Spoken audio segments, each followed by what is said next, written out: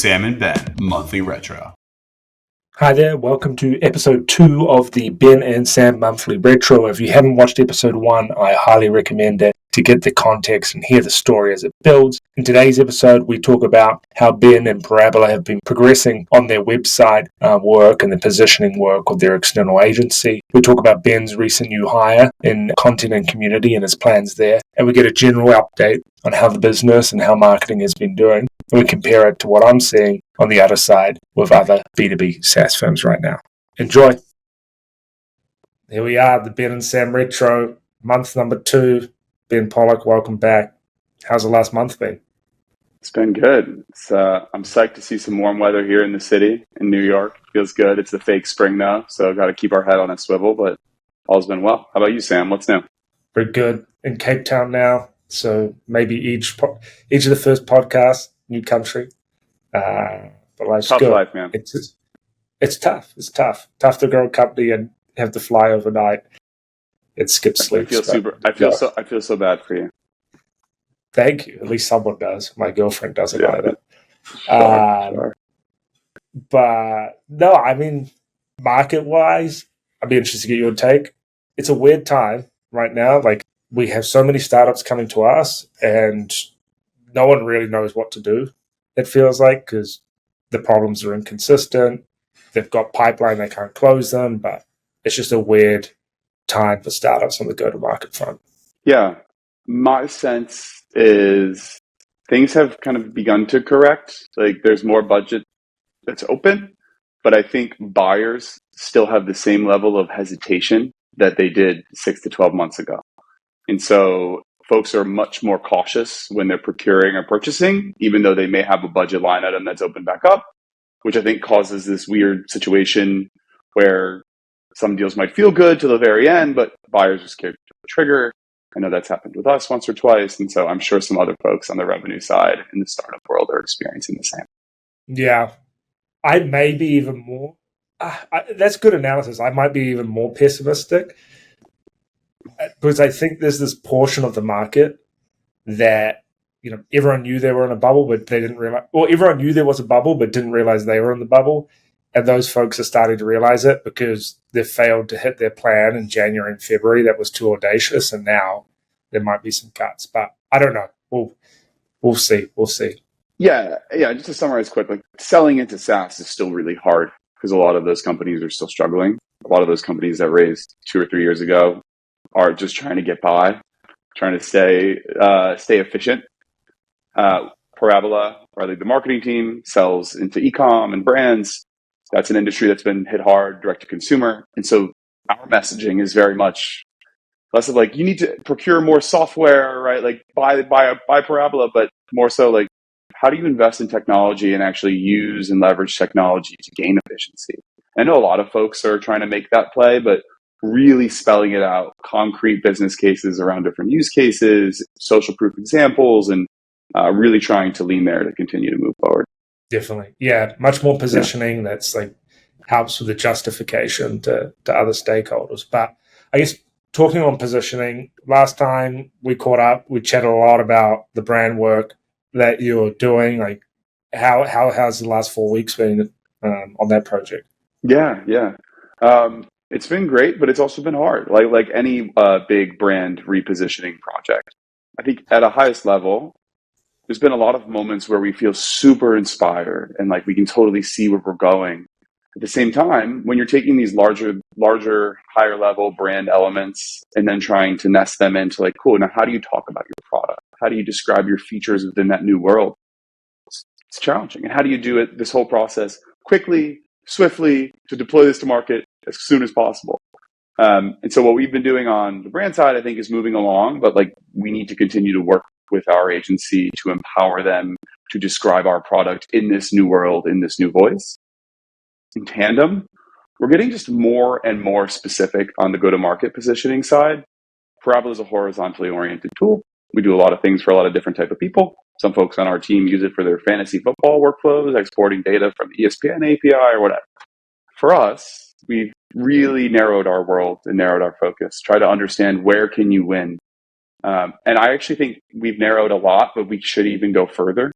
company size, teams within a specific company size, but actually like who is the one person and what is the ideal size company if you had your druthers that you'd want to drive into your pipeline? And so while we're doing all of this great brand and repositioning work, we're also just trying to get more and more specific on the go-to-market side.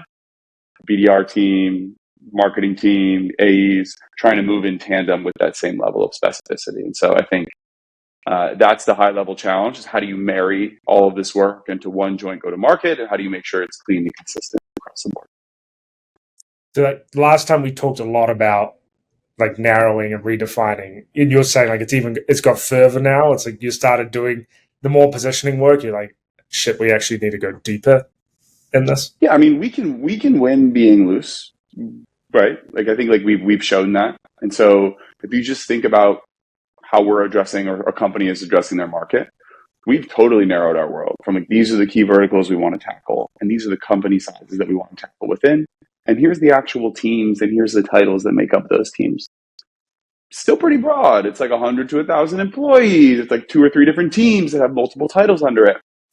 What does the extreme look like? And this is actually a conversation I had with a product and OKR coach the other day. It was really helpful. And he asked me, is there a buyer at a specific size company with a specific title that has specific nuances that you believe you could convert at 50% plus if you get them in the room for an intro call, at 75% plus, at 95% plus?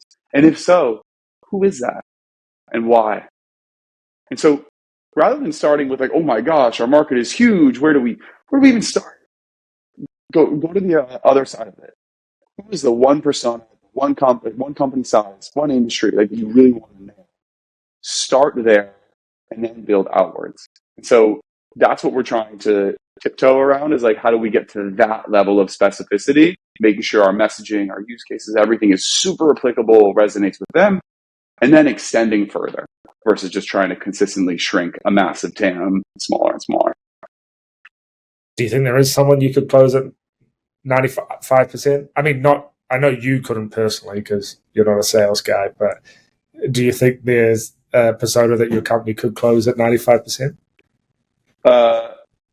Maybe not that high yet. I think with a lot of the product improvements and messaging improvements, we will. But I do think the framework totally applies, because there is a persona for us, and you can get really specific. We work again with supply chain teams and brands beyond just this persona, this size company. Are they hiring? What's their international shipping volume? What's their revenue growth year over year? If you add in all of those other variables, we can get pretty close to it. And so I think it's really like going beyond just company size and title. Like, what other attributes about that company make them so ready to purchase? And so I think if we were to nail both of those variables and continue to build out product offering, a really clean message, I think it's close.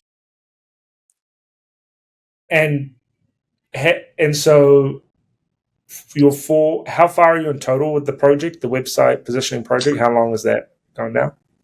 A little bit more than halfway. Halfway. And has it taken more time from you and your team than you thought it would? Actually, no, so far. But boy, is it coming up fast. A typical agency engagement like this, where you're doing a rebrand, a new website, all this stuff, in the SOW, there's typically like a defined number of pages that they'll create for you. I know you're probably familiar with that, Sam. We have our agency doing 10 pages for us. They're going to be templatized, modularized, back into Webflow, all that good stuff. But we have hundreds of blog posts that we'll need to migrate. We have dozens of other pages that our team will need to create. And we have to work with our agency to get the pages in the copy that they're writing to a place that we believe is really clean. And with our intimate product understanding and with their brand expertise, that's the true marriage there. So far, it's been a lot of the higher level brand work, positioning work, and now it's time to put it on the website. And it's going to heat up real fast for my team. I know we're super excited for the challenge, ready to chomp at it, but it's definitely going to start creeping up here. Nice. Okay. Yeah. Next meeting will be a big update there. And then you shot me a note recently. You made a new hire on the team. I did. Super psyched. We brought on a content lead who's been great. So I think she'll make a huge impact very quickly for us. And what type of content? Like, is it blank slate? Like, you're like, content hire, you tell me what you think you need to produce, or you're coming in with like, hey, I've got some hypothesis of like, this is the type of content we want to produce? For sure. And I'll reroute context on my team currently. Yeah. We've got product marketing, growth marketing, we have content, we have RevOps that we're hiring for, also other. So to me, it feels like the bases have been covered, at least for the parabola for our business. Different businesses will require different folks. I think our new content hire is great for a couple of reasons. One, when you think about hiring early stage, you have to understand truly like where your expertise lies as a manager and who you need to hire based on that expertise in the discipline. Marketing's hard because everyone's doing different stuff. Product marketing, content marketing versus you have 1A, 2A, 3A, 4A, right? So it's challenging. For me, I have some content experience, but I am not a content marketer. I've worked with great content marketers. Shout out Sharon Shapiro from ChartHop. But ultimately, it's not where I index. So we hired a content lead, someone who's a little bit more senior IC, and it's a marriage again. It's a partnership where it's like, this is what I believe we should be doing. These are our top line goals. Let's get creative together on how we'll get there. And for us, content needs to grow brand. Cool, great. How do you grow brand awareness? What pieces best grow brand? How do you actually build a content strategy that's differentiated from the market? How does community intertwine into this? And does our space have an appetite for this? And so her first 4 weeks, she's been here for a month, crash course into customers, ICP, product understanding, but also looking at what content's been live, what we've worked on, what sucks, what's been really nice actually, and trying to move forward quickly with pace from there. And did you have to sell the potential ROI of content to the org? I know in the past, like when I've been like at Reonomy, when I was trying to scale content, I was like, the ROI sell had to be proven to get the resources. Was that hard to do here? No, I think I mentioned this last time. Our executive team really gets the importance of marketing. It makes it that much more an emphasis, but also pressure for us because we really need to succeed for the company to be successful. One of our biggest limitations is we're just not known in the market. So I think we've tried to be everything for everyone, and in turn we've been not nothing for no one because we're a lot of stuff for a lot of people. But we now have a more ideal customer profile, and so how do you grow brand within that? That's very much like her mandate and goal is like grow brand awareness. Our executive team is super aware of how we work right now, and so no, I didn't have to sell to hire at all. Thankfully, very much due to I think our team's like in-depth understanding of the marketing function and the impact it can create. Nice. Yeah, no, that saves a lot of time, a lot of heartache having to do that justification. And I guess coming back to my question before, do you think you know what content you're going to produce? Well, that's still an unknown. Yeah, it's a bit of we had stuff that was live. We got creative without a content hire. I'll actually suggest like a really strong example motion that we've been doing that our content hire will continue to do. And I'll suggest a couple that we might not be doing moving forward. So we got scrappy and we didn't have a content resource in-house. We're trying to inject more voices of the customer into all of our content, as I'm sure most marketers are. So we have some friends in the space who like to write, who are supply chain professionals, who want to grow their own brand, who they're our friends, and we appreciate that. So we just leaned in there, like, hey, you want to like guest contribute a blog post for us, and we can jam on an outline together. We could ghostwrite it. You could write it. Folks end up wanting to write it because they like the project. They want it to be in their voice. And ultimately, what you get is an amazing piece that's in the voice of the customer, put on your blog, distributed by that guest contributor to their network, which will probably be aligned ICP, rinse and repeat that motion. And all the while you're learning and you're just getting a ton of face time with like your customers or your prospects. So that's a motion she'll continue. Super high leverage, getting folks involved, building her bench of ICPs to interview or to weave into some of her content. So that's been great. On the other side of it, and there's some other things that we're continuing as well, like thought leadership and all that jazz. There's other things that we haven't emphasized a ton that she's going to absolutely be bulldozing into. For us, like we've done some case studies, but we haven't done enough. And so we're setting some pretty aggressive goals. We have customers who are willing and ready to like really crank on that type of content. Why? There's no better proof than social proof. And so like I think that's an area where we've recognized we're lacking, and we're really expecting her to like index moving forward there. Lastly, we are thinking creatively about community and how we want to activate it. There's definitely a need for this in our space. We've been hosting like small dinners across different cities. We reach out to a few customers, a few friends, and some prospects, and get a 10-person dinner in San Francisco or New York. And that's been like really successful for us. Most of those folks naturally want to learn more about the product, but they're also saying like, hey, can you do this more? Can you do this in other cities? Like I have a teammate in Miami who wants to do this, right? So there's a lot of like folks yearning for that. And so she'll also be leaning in there. She ran a community at a similar, not competitor, but like adjacent product called Workato prior to Parabola. So it's a really nice natural fit for her skill set as well. It's epic to find someone that can do content and community. Like you see it, but you don't see it always. And a lot of content folks don't necessarily want to touch community. With her specifically, she is a writer and a journalist who's passionate about creating art that kind of stumbled her way into a community role. I think it's really hard to do the opposite. Community folks who are really focused on acquisition and building and programming who aren't writing. It's hard to like develop strong writing skills from that. I mean, some folks just might have it innately, but I think the adverse, which is starting in content, she actually worked editorial for 5 years, was a managing editor of like an online publication. So super editorially focused, learned B2B SaaS community, and now has like a really strong like mix of the two. Nice. Yeah, I've seen more and more ex-journalists start to get into marketing, to writing. I'll make more money in B2B SaaS and probably have somewhat better hours, but I don't know. I can't fully speak for that. You think you're going to sell B2B SaaS on the hours? I don't know. Compared to journalism, I don't know. There's not. I mean, B2B SaaS, especially startup, it's a grind. But I have some friends who are journalists, and boy, do I respect their hustle. And I know that's a grind as well. Yeah. True. Fair. I probably don't know enough journalist folks to have the empathy, but it makes sense with deadlines, etc. And so when it's just coming on community, so I feel like a lot of folks, when they talk about community and B2B SaaS, they're talking about like, here's my Slack group, here's like, insert catchy name, alliteration, Q&A questions, etc., and building it digitally there. Are you thinking it as, and if you are, hopefully I haven't given a bad intro here, but are you thinking it as fixed as that? Or like, how do you think of what, like the concept of community? Yeah, totally. Somewhat. Those things are necessary, like for sure, but that's not it.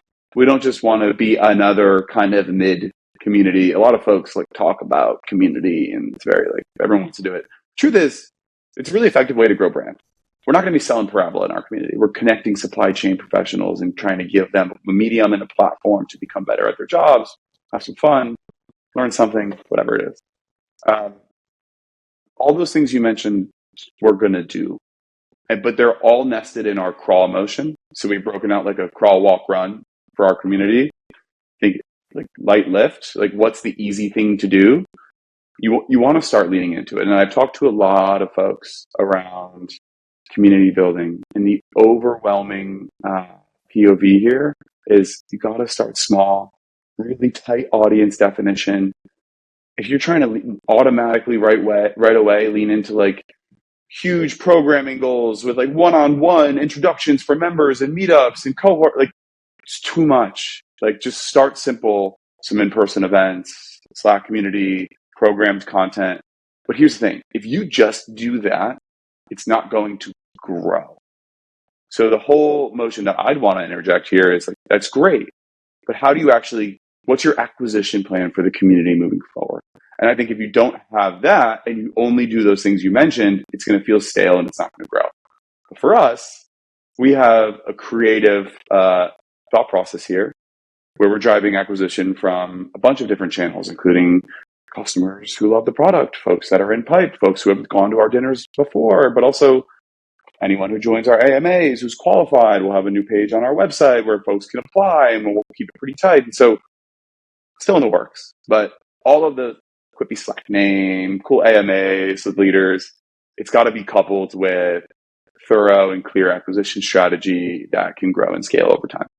And will the community, do you think it will be Parabola like branded in the sense like this is Parabola's community versus independent? Somewhere in between, maybe. It's definitely not going to be Parabola's community for supply chain operators, but like I'm definitely going to throw some of our like brand elements in there for sure, right? I actually don't think the name will probably won't have Parabola, but like we definitely want to gently interject brand elements, right? It's our goal. Like we're not just growing community for fun, right? It's for the business. And so we do need to think about how that connection's made, but we don't want it to be inauthentic, when we don't want it to be pushing Parabola at any point in time. And so it's definitely a balance of like interjecting those small moments where folks can become aware of the brand, but like making sure they know they're not here to be sold. That's the fine line where Sure is. Like every community crosses at some point. Yeah, and to cut through the BS, like there's just a thoughtful way to do both, for sure, right? Like someone joins, let's just say in theory, someone applied to your community, they're a warm prospect, it's awesome. And say in 2 months, we launched our community and we see someone apply and I'm like, oh, it's a VP of supply chain at a really cool company. Gosh, our BDRs, our A's would love to chat with them. They're not going to reach out right away, right? Okay, same person comes to an AMA, it's awesome, they're involved. We reach out to them, we get them on an AMA because they're so great, it's cool. 2 months later, they go to a dinner in LA, awesome, they meet our team, have a little in-person conversation there. That's the right time. And so if you just do it thoughtfully, folks, I think are receptive to that. Like once you build some rapport in a relationship, additionally, a lot of those folks will begin hopefully to self-serve over time now that they have some prerequisite level of like brand awareness. But there's a way to thoughtfully do both. Absolutely. It's definitely an art, definitely a little bit of a science too. And I see a lot of folks get this wrong on either side, where they go full community, just brand, and they never really push that into like, we have community and audience, but how do we generate pipeline? I also see, and I'd rather do that than the other way, which is we have a community and it's be sold on parabola.com, right? And that's definitely not what we're trying to do either. And so I think there's definitely that fine line, and it needs to be finessed. Nice. Yeah, and I think you guys can easier said than done. Also, easier said than done for sure. Like, yeah. I know I'm describing it like, yeah, you just got to finesse it. Like, okay, cool. How do you systemize it if you have a team of 10 BDRs and 15 AEs, right? That's a different story. I think right now we're 45, 50 people with a sales team of like 8, so including BDRs and AEs. So I think we're at a pretty good place where we can still be like pretty agile as we get it set up. No, that makes sense. And I think like you guys are probably in a unique position because you've got the support of the executive that understands like things have different ROI, time horizons, and community is something that you got to invest, you got to wait and see what happens from there. Totally. And one more point, the demand gen growth in me is creeping out. It's like, that's our long-term lever. It's a long-term bet we're making. The other long-term bet we're making right now is brand, website, stuff, SEO, right? Positioning, all this good stuff like that. Those are long-term bets. I think without medium and short-term bets, those long-term bets feel pie in the sky. It's like, these sound great, but like, how are we going to meet our number tomorrow? And so I think it's really important that you couple some of those larger bets with more acute levers that you can deploy to fill short-term pipe. And I think that's very much like what we're building on the growth side right now, trying to make efficient paid acquisition and like drive some of those like really clean, almost profitable, but not quite yet campaigns. And so I think like if you can nail some of those efficient levers in the short term, it gives you the opportunity to invest in longer term stuff like community. Yep. Yeah, you have to earn the right to do the things that don't generate ROI straight away as a marketer. But the flip side, like at the moment, every marketer has to get more efficient. They have to hit their targets with less. And the only way to drive that efficiency is by, creating leverage over time via awareness. Like at some point you have to, acquire users or customers because they're part of this general, they've heard about you or they know about you or you're the first person on their day one consideration list when they come to purchase, and that only comes from investing over time. So Yeah. no, And I also I think see, just for what it's worth too, last thing on community, I could riff on it all day. Something I've been fascinated with over the past year is just this word demand generation. What does it really mean? At the highest level, building pipeline? No. Truly creating demand for your product is important. If you're a known category and you're solving a known problem, like demand is there and you just need to say, we're the best option. Now, if you don't have a super clear category or you're solving nuanced challenges, creating demand is much harder. We're in that latter bucket. Like we don't compete against one strong incumbent. That's exactly who we are, and we're just trying to take them down. And so we also think of this world, this space, this community. A lot of the threads we'll be discussing are not marketing. We don't mention parabola.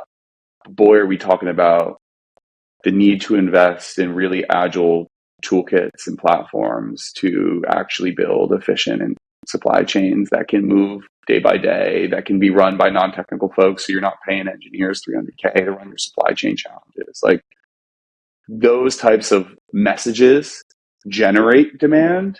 And then when that buyer feels their own pain, Parabola is front and center for them. And so I think that's a big part of our goal with this community as well. Yeah, you're trying to really educate on the problem, like focus on the problem here, like get the problem discussed, and then get people to rethink about the solution for that problem. Because if you can get people to think about a problem differently, like then you get to decide like what's the right solution for it. Totally. And in the classic funnel of like awareness, intent, goes in conversion all the way to evangelist, folks actually start at awareness, but there needs to be one other step before. And I think awareness typically is like awareness for your product. Maybe the step before is awareness of your problem. So like really building like, I feel this pain. I wish I had something that like helped me. And I think like that's probably the first step of awareness that I think a lot of folks skip and just start injecting like their name before like creating content and a voice and a message around the true pain point, and then allowing their name to be the saving grace and that hero in that story. Agree. Time for a new Ben Pollock funnel diagram. Let's get. Okay. I mean, sounds like a good fun weekend project for your boy. Let's do it. I'll send it over. You can sketch it. I'll get someone to design it. Perfect. So big focuses at the moment. We talked about the brand, the positioning, community content. Those are the long-term levers you're working on. Any other like short-term focuses recently? Any wins? Any rapid fire here updates? Yeah, rapid fire updates across the board. We saw inbound growth month over month, but it's not like super hockey stick to where we want it to be. It was on the heels of like really strong paid performance and really efficient paid performance, which is our intention. We're rebuilding brand. We're not trying to build brand intentionally right now. Would it be great? Yeah. Will we be going to market much more aggressively there very soon? Sure will. So I think we kind of like took care of business on that side of the house. But ultimately for us, I think there's a couple elements that are front of mind and top of mind for me. One is, great, now that we're generating more meetings, like how are they actually progressing down funnel? I think true sales marketing alignment is like marketing and sales are equally as excited about the opportunities that are put on the board. I think we're getting there. Restructuring some marketing thoughts around like meetings are great, but like how do you goal or at least like put some goalposts around like later through the funnel, whether for us that's like a co-build, which is like solutions, or like actually closed one. So that's definitely top of mind. It's like, great, we've started to see some success in our ability to generate meetings. Is it the right ICP? How do they progress? How efficient are we really with how they're progressing the funnel? That's one. The second is like our ICP is elusive and it's challenging to understand. And I think, there's this faux pas of marketers like don't get close enough to the customer. And like, we need to continue to get closer to the customer, the marketing team, aggressively so. I think we've done a good job. We've gotten a lot closer, but I want our team to know our customers as well as they know themselves. And I don't think we're at that level quite yet. And so big push for us is like can everyone on my team do a first call intro? Can we start taking some of the unqualified leads and demoing the product and having that talk track and understanding their problems? And so that's kind of like a goal and a deliverable for us as well.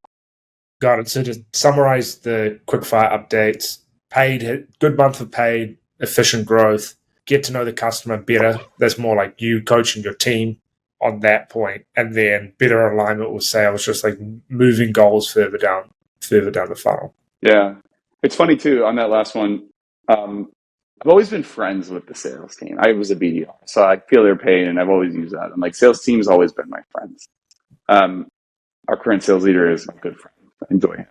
True alignment is really hard. Like, actually, I'm a personable guy, he's good, but like true alignment, shared goals, shared process, go to market to the same accounts with the same message, it's hard. And it requires challenging conversations. And so I think like we've really leaned in to that whole idea of like, look, let's do this together. Like if we win, if they win, we win, that type of mentality. And so I think a lot of folks like lean away from that. And like if there's friction with marketing and sales, folks don't like friction. Like lean in, address it, be honest and kind. And I think like that route will always like turn out better than turning a blind eye or being aggressive or maybe just not ultimately being willing to work it out together. No, good call out. Yeah, so often I even see it on the agency side. Like you got to come with those open conversations early on, let everyone air it out, come up with a solution, and try and fix it that way. But those conversations, either intentionally or unintentionally, are avoided many times out of fear. Because they're uncomfortable, right? Like they're not always like. I wish every conversation was like, we're crushing our goals always. Things are great. Oh yeah, I'd love to join that team if you can tell me where it is. That's seldom or never how it goes. And so to truly make progress, like you have to have those real conversations. It can be hard. I'm certainly growing in that domain. I'm a little bit more of a passive person at times, and I'm learning how to kind of flip that on its head and state what's on my mind in a really clear, but like also kind way. I think that's really helped us move forward. And I think I've encouraged definitely some of the other leaders to do the same. And I think that's also a message our founder CEO very much pushes. One of our company mottos, and I think it's a belief we build with, is what it's called, is a little heat is okay. And that's the truth, is that a little heat is okay. And it's actually good. Yeah. No, you're a big softie deep down, aren't you, Ben? I'm a lover, not a fighter. So, but I'm no frills these days. Like the truth is, that can be bad. That can be, it's great energy. It's optimism. It's awesome. But then you're wearing rose-colored glasses. You're not being honest with your peers or with yourself. And so it's like, there's definitely a middle ground of like, you still be optimistic, positive, a little bit of a softy and kind, but you can also be strict and, hold your ground or whatever that might be. Yeah. So I think those are definitely, again, a balance, but one I'm striving to preach. No, I know you are. I was being partly facetious there, but but I am a softie a little bit, so it's okay. And I think that's a warranted call out.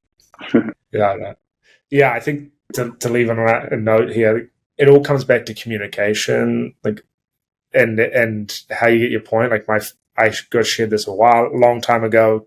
Whenever I start a conversation, it's like situation, complication, resolution. Like restating the facts of where you are, I think takes the tension out of so many things because it creates like a common ground of understanding before you go what's wrong or what should be solved. Then so many people jump in, with what's wrong and what needs to be solved rather than here's the facts of it and get that shared understanding. But totally, 100%. That's helped me be. It's been a great retro number 2. Sorry, just saying. It has. I was about to end it. You did the host duty there.